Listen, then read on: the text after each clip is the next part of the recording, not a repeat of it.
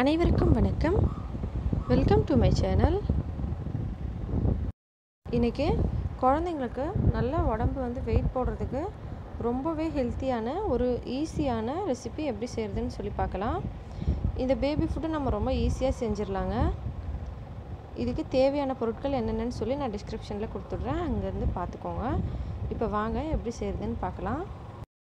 என்னோடய சேனல் நீங்கள் இது வரைக்கும் சப்ஸ்கிரைப் பண்ணலைன்னா மறக்காமல் சப்ஸ்கிரைப் பண்ணிக்கோங்க.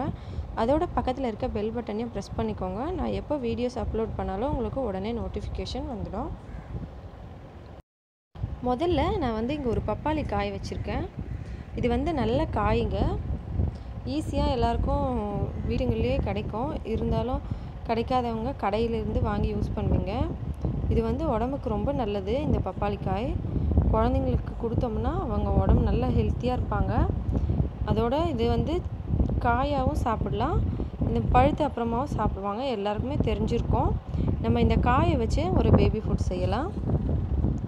இதை நான் இப்போது கட் பண்ணி ஒரு சின்ன பீஸ் இந்த மாதிரி இந்த சைஸில் எடுத்துக்க போகிறேன்.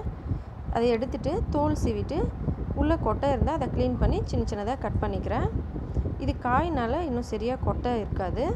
இதை கட் பண்ணி நான் உங்களுக்கு காமிக்கிறேன்.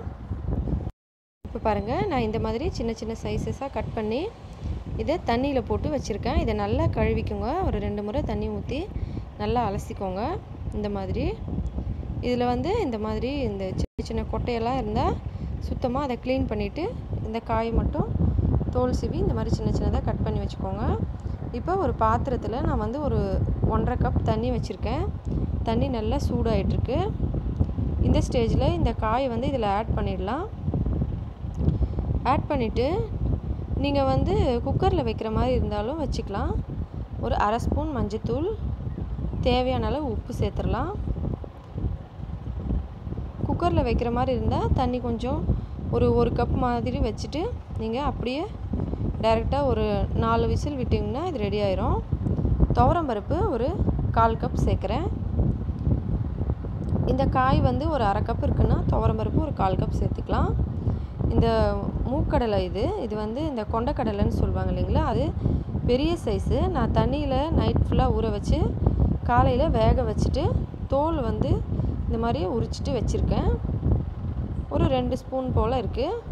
நீங்கள் பச்சை பயிறு, கொள்ளு பருப்பு, அந்த மாதிரி உங்களுக்கு என்ன பருப்பு சேர்க்கணுன்னு நினைக்கிறீங்களோ நவதானியத்துலேருந்து ஏதாவது ஒன்று சேர்த்துக்கலாம். இந்த மாதிரி தோல் உரிச்சிட்டு வச்சுருக்கேன். தோல் இருந்தால் குழந்தைங்களால கம்ஃபர்டபுளாக சாப்பிட முடியாது. அதனால் இதையும் இப்போ நம்ம இதோட ஆட் பண்ணிடலாம். நீங்கள் இந்த மாதிரி பெரிய கொண்டக்கடலை இருந்தாலும் சரி, இல்லை கருப்பு கொண்டக்கடலை இருந்தாலும் சரி, நீங்கள் வேக வச்சுட்டு இந்த மாதிரி தோலை உரிச்சிட்டு வச்சுக்கோங்க. அப்போ தான் நல்லாயிருக்கும். நீங்கள் பச்சை பயிறு, அந்த மாதிரி காராமணி, எது வேணாலும் நவதானியங்கள்லேருந்து ஒன்று எடுத்துக்கோங்க. நைட்டில் ஊற வச்சு காலையில் சும்மா ஒரு லைட்டாக வேக வச்சு எடுத்துக்கோங்க. அதுக்கப்புறம் நம்ம இந்த பருப்பு கலவையோடு சேர்த்து திரும்ப வேக வைக்க போகிறோம். அப்படியே இது நல்லா மேஷ் ஆகும். அப்போ தான் அதோடு சேர்ந்து நம்ம ஏதாவது ஒரு நவதானியங்கள் சேர்த்துக்கிட்டோம்னா நல்லாயிருக்கும். குழந்தைங்களுக்கு கொடுக்கும்போது நம்ம வெறும் இதையே வேக வச்சு கொடுத்தோம்னா அவங்க அவ்வளோ ஈஸியாக சாப்பிட மாட்டாங்க. இப்போ இந்த மாதிரி இது நல்லா வெந்துட்டுருக்கு. அதோட இதையும் சேர்த்துடலாம். சேர்த்துட்டு நல்லா இதை வேக விடலாம். மீடியம் ஃப்ளேமில் வச்சு வேக வைங்க. இல்லை நீங்கள் ரொம்ப ஸ்பீடாக வச்சு வேக வச்சிங்கன்னா தண்ணியெல்லாம் காலியாயிரும். ஆனால் காய்கறி சரியாக வேகாது. திரும்பவும் தண்ணி ஊற்றி வேக வைக்க வேண்டியிருக்கும். அதுக்கு நம்ம இந்த மாதிரி ஒரு 1.5 கப் தண்ணியில் இதெல்லாம் சேர்த்துட்டு ஒரு தட்டு போட்டு மூடி மீடியம் ஃப்ளேமில் வேக வச்சோம்னா இந்த தண்ணிக்கும் இந்த காய்கறிக்கும் கரெக்டாக இருக்கும். நம்ம ஆவியில் வேக வைக்கிறத விட இப்படி வேக வச்சா நல்லாயிருக்கும். இந்த மேலே இருக்க நுரையெல்லாம் எடுத்துகிட்டு இப்போ தட்டு போட்டு மூடி வேக வைக்கலாம். நல்லா சாஃப்டாக வெந்து வர வரைக்கும் வேகட்டும். இப்போ பாருங்கள், நல்லா இது வந்துட்டுருக்கு. எல்லாம் ஒன்றா சேர்ந்து இந்த மாதிரி. இப்போ இதை மத்து வச்சு நல்லா மேஷ் பண்ணிக்கோங்க. 6 மாத குழந்தையிலேருந்து கொஞ்சம் ஈஸியாக சாப்பிட முடியாது. அதனால் 6 மாதத்துலேருந்து 1.5 வயசு குழந்தை வரைக்கும் மிக்சியில் போட்டு நல்லா பியூரி மாதிரி பண்ணிவிட்டு கொடுங்க. அதுக்கு மேலே இருக்க குழந்தைங்களுக்கு இதை நல்லா மத்தில் கடைஞ்சிட்டு கொடுக்கலாம். இதை இப்போ நல்லா நான் மேஷ் பண்ணிடுறேன். இப்போ அடுப்பை ஆஃப் பண்ணிவிட்டு இதை நல்லா மேஷ் பண்ணிடலாம். நீங்கள் 3 வயசுக்கு மேலே இருக்க குழந்தைங்களுக்கு கொடுக்கும்போது சும்மா லைட்டாக ஒரு தாளித்த மாதிரி ஒரு ஸ்பூன் நெய்யில் லைட்டாக தாளித்தம் போட்டு கடுகு கருவேப்பிலை அந்த மாதிரி சீரகம் எல்லாம் சேர்த்துட்டு கொடுக்கலாம். இல்லை சின்ன குழந்தையாக இருந்தீங்கன்னா ரொம்ப பியூரியாக கொடுங்க. இப்போ இதை நான் மேஷ் பண்ணிடுறேன் நல்லா. இப்போ இந்த மாதிரி நல்லா மேஷ் பண்ணி நான் வச்சுருக்கேன். இதை இப்படியே குழந்தைங்களுக்கு கொடுக்கலாம். ரொம்ப நல்லா டேஸ்டியாக இருக்கும். நீங்கள் கொஞ்சம் 6 மாதம் குழந்தையாக இருந்தால் கண்டிப்பாக மிக்சியில் கிரைண்டிங் பண்ணிவிட்டு கொடுங்க. அப்போ தான் அவங்களால ஈஸியாக முழுங்க முடியும்.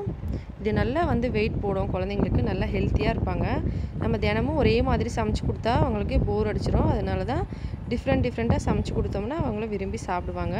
கண்டிப்பாக இந்த டிஷ்ஷை ட்ரை பண்ணுங்கள். இந்த வீடியோ உங்களுக்கு பிடிச்சிருந்தா லைக் பண்ணுங்கள். உங்கள் ஃப்ரெண்ட்ஸுக்கெல்லாம் ஷேர் பண்ணுங்கள். மேலும் இதே போல் நல்ல ஹெல்த்தியான ரெசிபீஸ்லாம் பார்க்குறதுக்கு என்னோடய சேனலை மறக்காமல் சப்ஸ்கிரைப் பண்ணிக்கோங்க.